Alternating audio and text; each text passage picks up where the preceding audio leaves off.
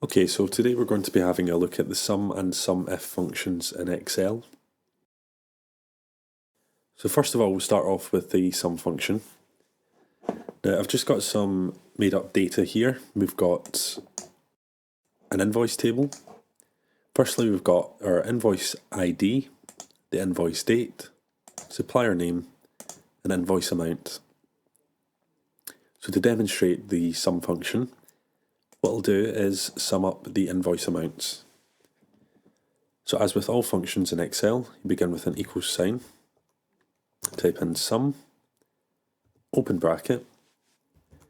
Now select your range that you're looking to sum, close bracket, enter. It's as simple as that. That gives you the sum of all of the invoices. Now the sum function can be used like this with a range, or it can be used with more than one cell or parameter. So for example, let's say I only wanted to sum the very first invoice and the last invoice.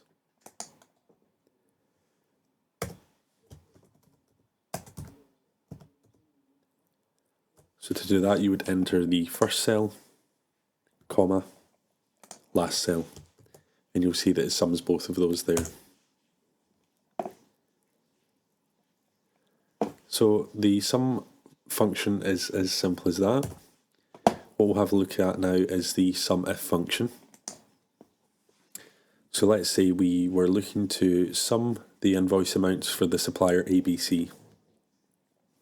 To do that, equals SUMIF.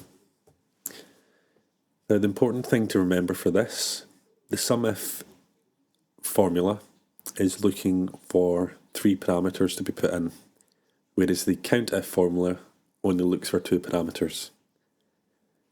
So the first parameter it's looking for is the range that you're looking to match the criteria to. In our case, that's the supplier name,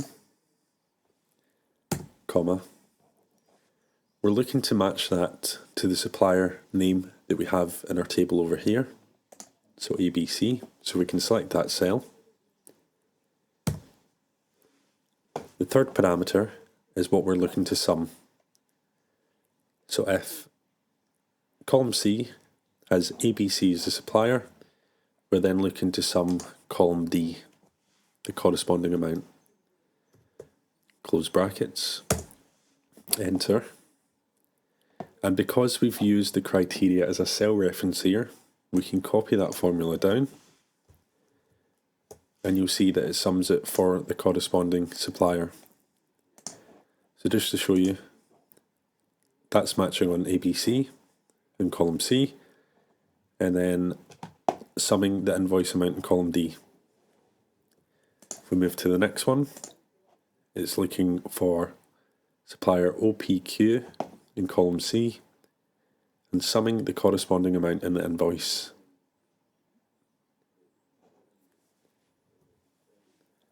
So that's just a couple of ways to use the sum and SUMIF functions in Excel.